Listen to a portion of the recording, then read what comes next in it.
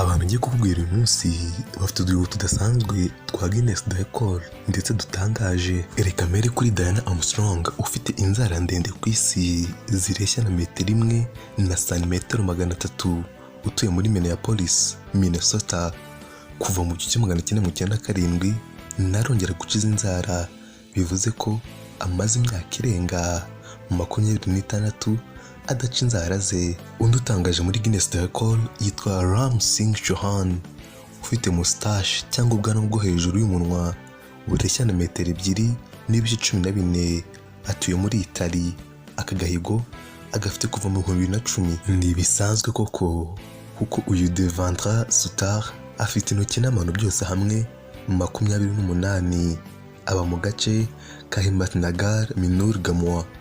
Uyu Devendra afite amano n'intoki byose hamwe 28, bisa nk'ibidasanzwe. Reka mbabwire iby'uyu mugabo nawe wakoze agashya. Uyu nta wundi ni Rolf Bukors, ufite amaherena menshi ku mubiri. Afite amaherena arenga 453 ku mubiri we wose. Mu Mudage utuye muri Dortmund.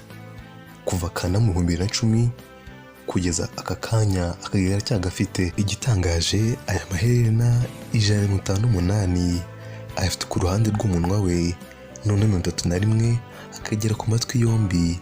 Yose hamwe akagira amaherena 463. Gusa ikidasanzwe nanone 178 by'umwihariko ayafite ku myanya y'ibanga ye n'ahandi henshi hatandukanye. Ibi bisa nk'ibidasanzwe kandi koko ntibisanzwe. Uyu waratangaje mu numvise bose kuko niwe muntu wari ibyuma byinshi kurusha abandi ku isi.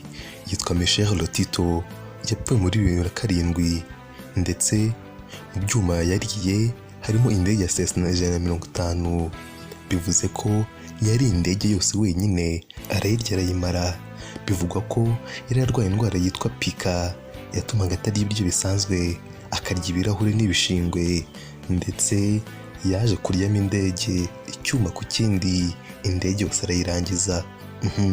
Ntibisanzwe. Reka nsoreze kuri Lucia Zarate, akaba ari we mugore mu mateka y'isi wapimaga ibiro bike, kuko yari afite ibiro 2.5. Ubyumvise neza, ni ibiro 2.5 akareshya na santimetero 53.3. Yabaga muri Mexico, akaba yaravutse mu 1864, apfa mu 1890 azize ubukonje bwamuteye indwara bita hypothermia, ituma ukonje cyane mu magufwa bikarangira upfuye uzize ubukonje no gutitira. Byaturutse kuri Saka strain yaheze muri neige. Arangira atyo.